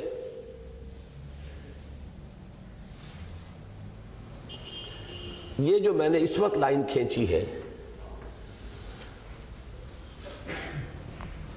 عظیم اکثریت مسلمانوں کی دین کا صرف اتنا تصور رکھتی ہے، یہ 4 ستون، نماز، روزہ، حج، زکوٰۃ، کلمہ شہادت، تھوڑا سا کو دل کے اندر بھی، اور اس میں سے بھی یہ اگر اس کی پوری تھکنس ہے، یعنی اسلام، اطاعت، تقوی، عبادت، یہ تو چاہیے کلی، ہمہ تن، ہمہ وقت، پوری زندگی میں۔ اس کا ایک چھوٹا سا ونیئر ہے جو شامل ہے، سور نہیں کھانا ہے، حرام ہے، شراب نہیں پینی ہے، حرام ہے،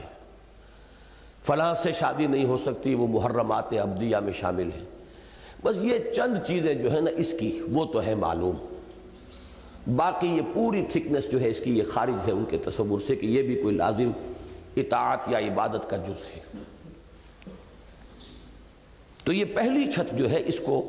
پورے اس کی تھکنس میں ان اٹس ٹوٹیلٹی، اور اس کے لیے ستون ہے نماز، روزہ، حج اور زکوٰۃ۔ یہ ستون ریچولز بن جاتے ہیں اگر اس چھت کا تصور ہی نہیں ہے۔ ستون کیوں کھڑے اگر چھت ہی نہیں ہے؟ مور اور لیس میننگ لیس ریچولز، بے معنی رسومات، ان میں معنی پیدا ہوتے ہیں اس چھت کے ساتھ۔ بنی الاسلام علی خمس، تو اسلام تو وہ ہے، اسلام کی چھت ریسٹ کر رہی ہے ان 5 چیزوں پر: شہادت اللہ الہ الا اللہ وان محمد رسول اللہ، واقام الصلاۃ وایتاء الزکوٰۃ وصوم رمضان وحج البیت من استطاع الیہ سبیلا۔ اصل اسلام وہ ہے اوپر، یہ پہلی سلیب جو پڑی ہوئی ہے، یہ سلیب جو ہے اپنی پوری تھکنس کے اندر۔ اس ڈائیگرام میں زکوٰۃ اور نماز کو ہم نے ذرا موٹا دکھایا ہے اور یہ 2 چھوٹے دکھائے ہیں۔ یہ جو حج کے موضوع پر میرا کتاب چاہے اس میں یہ فلسفہ آتا ہے کہ ویسے تو ارکان اسلام کی حیثیت سے تو یہ برابر ہیں، لیکن قرآن مجید میں جہاں ریپیٹیشن آتی ہے وہ صلاۃ اور زکوٰۃ کی آتی ہے، صلاۃ اور زکوٰۃ، صلاۃ اور زکوٰۃ۔ اور سب سے بڑی اہمیت یہ ہے کہ سورہ توبہ میں جہاں آیا ہے مشرکین کو چیلنج کہ اب صرف اشہر حرم کی مہلت تمہیں ہے، اگر ایمان لے آؤ تو تمہاری خیریت اسی میں، ورنہ پھر قتل عام ہو جائے گا۔ تو وہاں جان بخشی کے لیے جو شرائط ہیں وہ 3 چیزیں ہیں، وہ گواہی دیں اللہ اور اس کے رسول کی، اور نماز قائم کریں، زکوٰۃ ادا کریں۔ اور حضرت معاذ بن جبل کی حدیث میں بھی یہی 3 چیزیں آئی ہیں، وَأُمِرْتُ أَنْ أُقَاتِلَ النَّاسَ حَتَّى يَشْهَدُوا أَن لَا إِلَٰهَ إِلَّا اللَّهُ وَأَنَّ مُحَمَّدًا رَسُولُ اللَّهِ وَيُقِيمُوا الصَّلَاةَ وَيُؤْتُوا الزَّكَاةَ فَإِذَا فَعَلُوا ذَلِكَ فَقَدْ عَصِمُوا وَاعْتَصِمُوا مِنِّي دِمَاءَهُمْ وَأَمْوَالَهُمْ وَحِسَابُهُمْ عَلَى اللَّهِ عَزَّ وَجَلَّ۔ مجھے حکم ہوا ہے کہ میں لوگوں کے ساتھ قتال جاری رکھوں یہاں تک کہ وہ گواہی دیں کہ اللہ کے سوا کوئی معبود نہیں اور محمد اس کے رسول ہیں صلی اللہ علیہ وسلم، اور نماز قائم کریں، زکوٰۃ ادا کریں۔ جب وہ یہ کام کر دیں تو انہوں نے اپنی جانیں اور مال بچا لیے ہیں، سوائے اللہ کے حق کے جو جس کے تحت کہیں آ جائیں۔ یعنی کوئی شخص چوری کرتا ہے تو ہاتھ کاٹا جائے گا، اس کا جسم جو ہے اب اس کی پروٹیکشن نہیں رہی، ہاتھ کٹ جائے گا اللہ کے قانون کے تحت۔ زنا کرے گا تو رجم کر دیا جائے گا، وہ قانون کی زد میں آ گیا تو بات دوسری ہے، ورنہ عام حالات میں جو شخص یہ 3 شرطیں پوری کر دے اس کی جان بخشی ہو جائے گی۔ اور اسی حدیث کو کوٹ کیا تھا حضرت ابو بکر نے، جب حضرت عمر نے بھی مشورہ دیا تھا کہ آپ ذرا ان منکرین زکوٰۃ کے معاملے میں نرمی کیجئے، مصلحت کا تقاضا ہے کہ اتنے سارے جو محاذ ہیں بیک وقت نہ کھول دیے جائیں، تو حضرت ابو بکر نے یہی حدیث پیش کی تھی کہ حضور نے قتال کے ختم ہونے کے لیے جو کم سے کم 3 شرائط گنوائی ہیں، ان میں سے ایتاء زکوٰۃ بھی شامل ہے۔ میں اس سے کم کا معاملہ نہیں کر سکتا، میں ریویژنسٹ نہیں بن سکتا کہ حضور کی چیزوں کے اندر اب میں جو ہے وہ گویا کہ نظر ثانی کر رہا ہوں، اس میں کوئی کمی بیشی کر دوں۔ الفاظ بھی ایسے ہی آئے ہیں، یبدل الدین وانا حی، کیا دین میں تبدیلی کر دی جائے گی جبکہ میں ابھی زندہ ہوں؟ میرے تجی ہو۔ تو اس اعتبار سے ان ارکان اسلام میں 2 یہ اہم تر ہو جاتے ہیں، نماز اور زکوٰۃ۔ 2 ایک پہلو سے اگر کمتر ہوئے تو میں نے وہاں ایک لطیف نکتہ بیان کیا ہے وہ حج والے مضمون میں، کہ اللہ نے ان دونوں کے ساتھ ہمارے سالانہ جو تہوار ہیں 2 عیدیں وہ ان کے ساتھ شامل کر دی تاکہ برابر ہو جائے، کسر کا جبر ہو جائے۔ روزے کے ساتھ عید الفطر، حج کی ایکسٹینشن جو ہے وہ عید الاضحیٰ، تو یہ اس کے ساتھ شامل کر دیے گئے۔ ارکان اسلام جو ہے یہ 5 بنے۔ ہماری اس ڈائیگرام میں یہ چونکہ ایمان کا جز ہے، اسے ہم نے فاؤنڈیشن کے ساتھ شامل کر لیا کہ اصل ایمان تو ہے تصدیق بالقلب، لیکن اس کا یہ ظاہری پہلو جو ہے اقرار باللسان یا شہادت، یہ ہے در حقیقت قانونی اسلام کا جز، یہ ظاہری شے ہے، یہ گراؤنڈ لیول سے اوپر کی بات ہے۔ اب یہ جو 4 اصطلاحات ہیں ان میں جو میں ربط بیان کیا کرتا ہوں اسے پھر تازہ کر لیں، ان میں بڑا خوبصورت ربط ہے۔ اسلام پہلا قدم ہے، اسلام کے معنی ہیں ٹو سرنڈر۔ گویا کہ پس منظر میں کوئی ایسا نقشہ آتا ہے جیسے پہلے لڑائی ہو رہی تھی اور لڑائی ہوتے ہوتے ایک فریق جو ہے وہ ہتھیار ڈال دیتا ہے، سپر انداز تھے، اب ہم نے تو ہتھیار پھینک دیے، اپنی ڈھال بھی ڈال دی۔ یہ ہے سر تسلیم خم، یہ اسلام ہے۔ یعنی ہمارا نفس اللہ سے لڑ رہا ہے، اللہ کا حکم کچھ اور ہے، میرے نفس کا کچھ حکم اور ہے، ہم نے جب ڈال دی اپنی ہتھیار پھینک دیے، سرنڈر کر دیا، سبمٹ کر دیا، تو یہ اسلام ہے۔ دس از دی سٹارٹنگ پوائنٹ، عملی پہلو جو دین کا ہے، اس لیے یہی اصطلاح ہے اسلام، یہی دین کے لیے بطور علم ہے، یہیں سے آغاز ہوا۔ البتہ اس سے اگلا لفظ ہے اطاعت، اس کا مادہ ہے تو کہتے ہیں دلی آمادگی۔ اب ہے دلی آمادگی کے ساتھ اللہ کی اور اس کے رسول کی اطاعت، یہ اطاعت ہوگی کلی، ہمہ وقت ہمہ تن۔ کہیں اگر خطا ہو گئی توبہ کرو فوراً۔ اسی کے لیے ایک لفظ ہے تقوی، یہ اسی کا منفی پہلو ہے اطاعت کا۔ اللہ کے حکم پر چلنا یہ اطاعت ہے، اللہ کے حکم کو توڑنے سے بچنا یہ تقوی ہے۔ بات تو ایک ہی ہے۔ اور جامع ترین اصطلاح عبادت، وما خلقت الجن والانس الا لیعبدون، اعبدوا اللہ، اللہ کی بندگی کرو۔ یہ ہے محبت کے جذبے سے سرشار ہو کر، اب یہ چوٹی پر بات پہنچ گئی۔ ایک تو یہ کہ پہلے لڑائی تھی وہ ختم کی، دلی آمادگی سے اطاعت شروع کی، نافرمانی سے بچے، اور اب محبت سے سرشار ہو کر ہمہ تن ہمہ وقت اللہ کے سامنے اپنے آپ کو گرا دینا، بچھا دینا۔ العبادت تجمع اصلین، عبادت 2 چیزوں کے جمع ہونے سے بنتی ہے، غایت الذل، غایت الحب، مع غایت الذل والخضوع، حد درجے کی محبت اللہ کی اور حد درجے میں اپنے آپ کو اللہ کے سامنے بچھا دینا۔ اس میں اہم ترین چیز وہ، اور جس کی آیت کا حوالہ ہمارے دروس میں، وہ آپ حضرات کو یاد کرنی چاہیے۔ افتؤمنون ببعض الکتاب وتکفرون ببعض فما جزاء من یفعل ذلک منکم الا خزی فی الحیاۃ الدنیا ویوم القیامۃ یردون الی اشد العذاب۔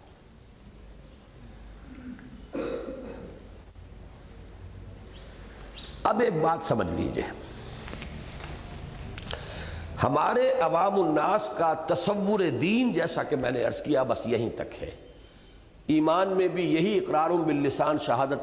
یہ شہادت لسانی، اور کچھ تھوڑا سا دل کے اندر بھی۔ باقی یہ 4 عبادات، اور اسلام کے اس سلیب کا بھی یوں سمجھیے چھت نہیں، اس کی سیلنگ صرف ہے، وہ لوور لائننگ ہے، اس کے سوا کچھ نہیں۔ لیکن ہمارے امت کے 2 طبقات وہ اسی لیول پر خدمت سر انجام دیتے رہے۔ طبقہ علماء، وہ اپنے خطبات جمعہ، درس و تدریس، فجر کے بعد ترجمہ ہو گیا، مسائل بتا رہے ہیں، وہ اسی کے اندر تقویت پہنچاتے ہیں مسلمانوں کو۔ ظاہر بات ہے اطاعت کریں گے، معلوم تو ہونا چاہیے، مسئلہ پوچھیں گے کہ یہ چیز جائز ہے ناجائز ہے، حلال ہے حرام ہے، یہ مسئلہ یوں ہو گیا ہے، اس کا کیا حکم ہے۔ یہ ایک بہت پازیٹیو کام ہے جو وہ کرتے رہے ہیں، اور تھرو آؤٹ انہوں نے کیا۔ اور صوفیاء کرام بھی اسی میں کچھ باطنی ایلیمنٹ جو ہے،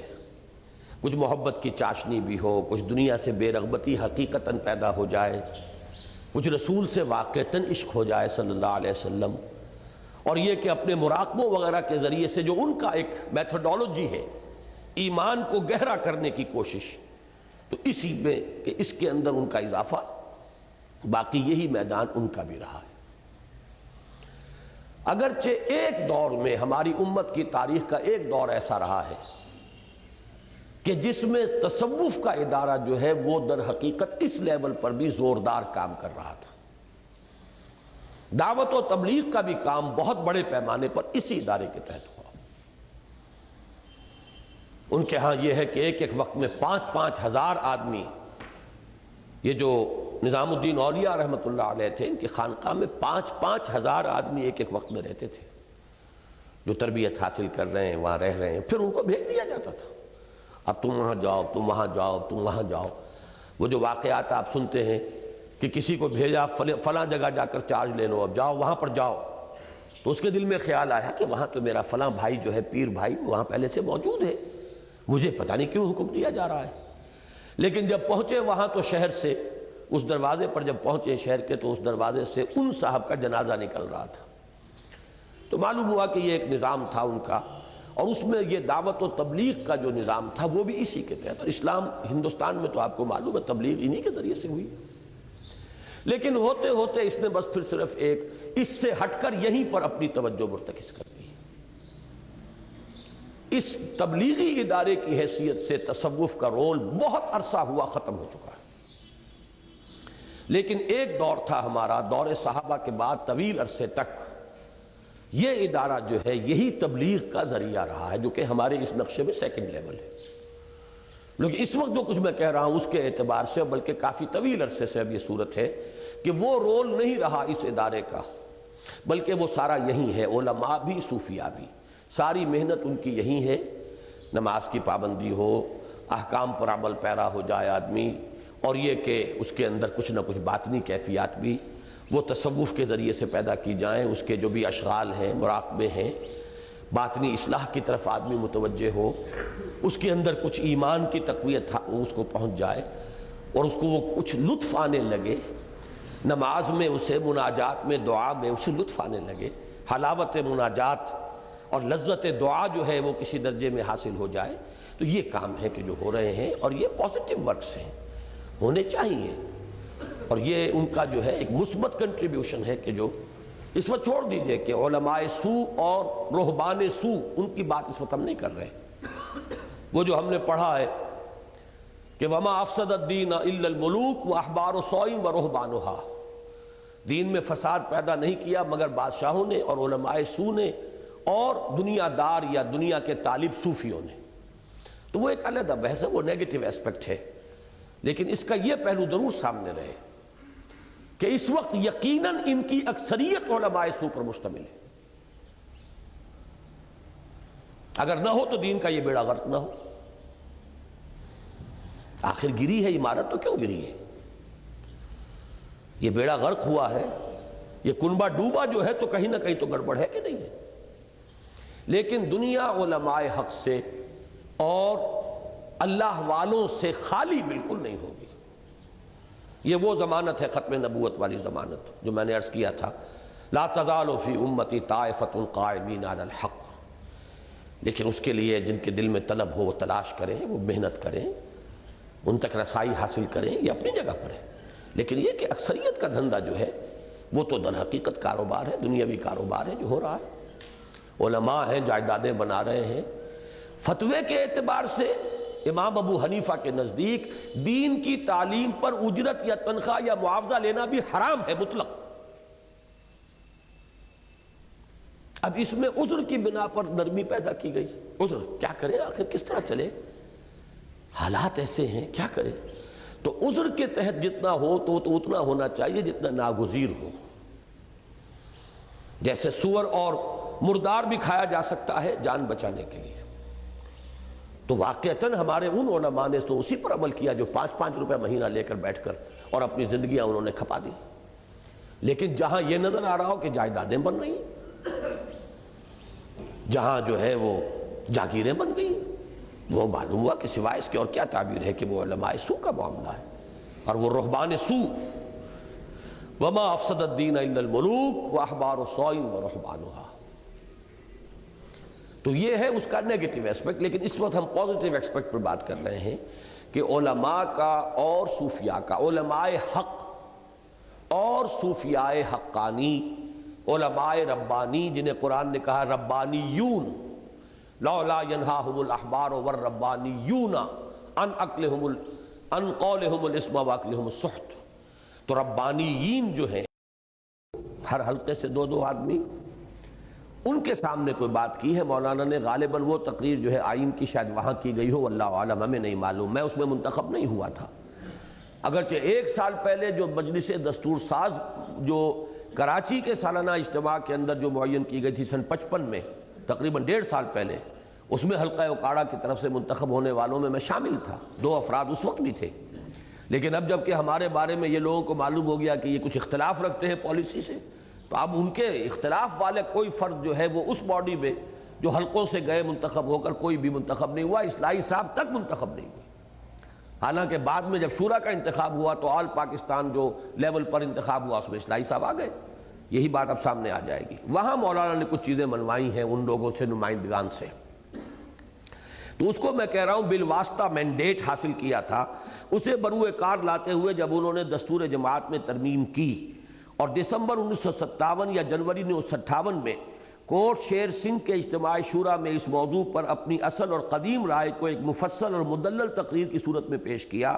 تو مولانا اصلاحی خاموشی کے ساتھ اجلاس سے اٹھے اور سیدھے لاہور آ گئے اور جماعت اسلامی کی رکنیت سے استعفیٰ دے دیا۔ اس پر جو خط و کتابت ان کے اور مولانا مودودی کے مابین ہوئی وہ 7 روزہ ندا میں شائع ہو گئی ہے، جس میں عبرت حاصل کرنے کی صلاحیت رکھنے والے لوگوں کے لیے رہنمائی کا بہت سا سامان موجود ہے۔ اس مرحلے پر راقم ڈنکے کی چوٹ یہ اعلان کر دینا چاہتا ہے کہ اگرچہ وہ بحمداللہ ان لوگوں میں سے ہرگز نہیں ہیں جو ہر معاملے میں مولانا مودودی مرحوم کو حرف آخر قرار دیتے ہوں، لیکن بلکہ اس کا شمار مولانا مودودی کے شدید ترین ناقدین میں ہوتا ہے، تاہم اس معاملے میں اسے ان کی رائے سے 100% اتفاق ہے، بلکہ اسے شدید رنج ہے کہ چونکہ جماعت اسلامی نے جماعت کی رودادوں کی تباعت کا سلسلہ ہی بند کر دیا۔ اجتماع ماچھی گوٹ ایسا کڑوا اجتماع تھا کہ اب روداد شائع کرتے تو ساری تقریریں شائع کرنی پڑتی، لہذا اس کے بعد سے رودادیں شائع کرنے کا ہی سلسلہ بند کر دیا۔ لہذا مولانا مودودی کی کوٹ شیر سنگھ والی تقریر بھی تاریخ کے اوراق میں گم ہو کر رہ گئی، ورنہ اس میں اقامت دین کی جد و جہد کے لیے قائم ہونے والی جماعت کی حیت تنظیمی کے موضوع سے دلچسپی رکھنے والوں کے لیے غور و فکر کا بہت سا مواد ملتا۔ قطع نظر اس سے کہ کوئی مولانا کی رائے سے اتفاق کرتا یا اختلاف۔ راقب نے چونکہ اپریل سن 57 ہی میں جماعت سے علیحدگی اختیار کر لی تھی، لہذا اسے تو اس تقریر تک براہ راست رسائی حاصل نہ تھی، تاہم اس کا جو لب لباب مختلف واسطوں اور ذریعوں سے اس تک پہنچا، اس کا حاصل یہ ہے کہ حکومت اور مملکت کی سطح پر مطلوبہ جمہوریت اور شورائیت کا معاملہ جدا ہے، اور جماعت اور تحریک بالخصوص انقلابی تحریک جس نوعیت اور طرز کی جمہوریت اور شورائیت کی متقاضی ہے، اس کا معاملہ علیحدہ ہے۔ چنانچہ ان دونوں کے مابین بہت سے دوسرے مابہل اختلاف امور کے علاوہ ایک اہم فرق یہ ہے کہ حکومت کی عملداری یعنی جورسڈکشن ایک علاقے پر ہوتی ہے، اور اس میں رہنے والے سب لوگ اس میں لامحالہ شریک ہوتے ہیں، جبکہ جماعت کی کوئی علاقائی عملداری نہیں ہوتی،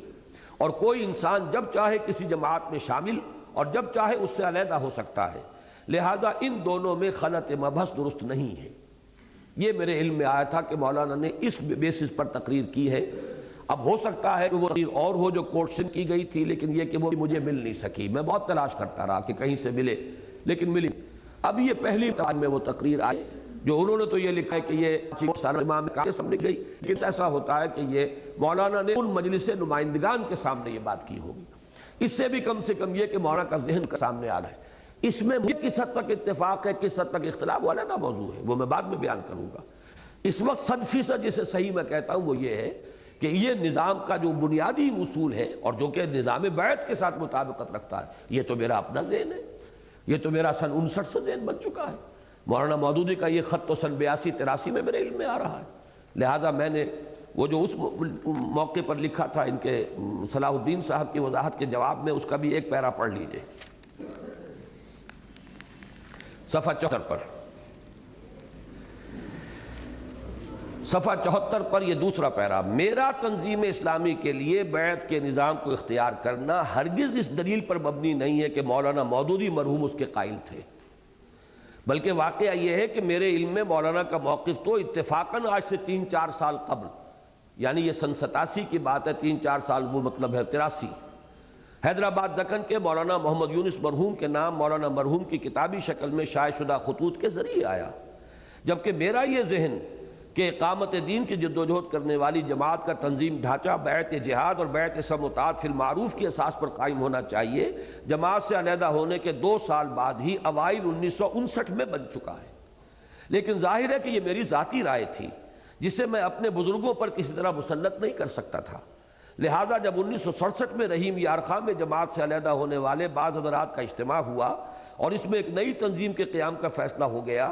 اور اس کے لیے تنظیمی ڈھانچہ طے کرنے کے لیے 7 افراد پر مشتمل ایک مجلس مقرر کر دی گئی، تو اگرچہ میں بھی ان 7 میں کا 7واں تھا، لیکن مجھے ہرگز یہ امکان نظر نہ آتا تھا کہ اس تنظیم کی اساس بیعت پر ہو سکتی ہے،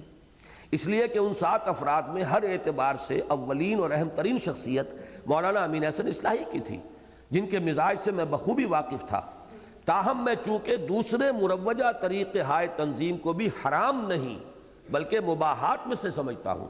لہذا میں ذہناً اس کے لیے بالکل تیار تھا کہ نظام خواہ کوئی بھی ہو، اگر اقامت دین کے لیے طریقہ کار درست ہو تو لازماً شریک رہوں گا۔ یہ دوسری بات ہے کہ یہ بیل منڈے تو کیا چڑھتی سرے سے اپچ ہی نہ سکی۔ اس کے بعد 1975 میں نے تنظیم اسلامی کے قیام کا فیصلہ کیا، تو اس کے لیے قرارداد تاسیس بھی وہی رکھی جس پر 1967 میں اتفاق ہوا تھا، اور نظام جماعت کے معاملے کو بھی کھلا اوپن رکھا کہ 3 سال تک میری حیثیت صرف داعی کنوینر کی ہوگی۔ اس عرصے کے دوران جو حضرات قرارداد تاسیس پر اتفاق کرتے ہوئے جمع ہو جائیں گے وہ باہمی مشورے سے مستقل نظام طے کریں گے، لیکن جب 2.5 سال انتظار کے بعد بھی بزرگوں میں سے کسی نے پیش قدمی نہیں فرمائی تو بالآخر میں نے جولائی 1977 میں ساتھیوں کے سامنے اپنا ذہن کھول کر رکھا، نتیجتاً بیعت ہی کو تنظیم کی مستقل اساس کے طور پر اختیار کر لیا گیا۔ اس کے بعد جب 1982-83 میں خطوط کے چراغ نامی کتاب حیدرآباد دکن سے آئی اور اس سے معلوم ہوا کہ مارچ 41 کے ختم مولانا مودودی مرحوم نے بالکل وہی بات فرمائی تھی جس کا میں قائل ہوں، تو اس پر فطری طور پر مجھے خوشی بھی ہوئی کہ متفق گردید رائے بو علی بارائے من،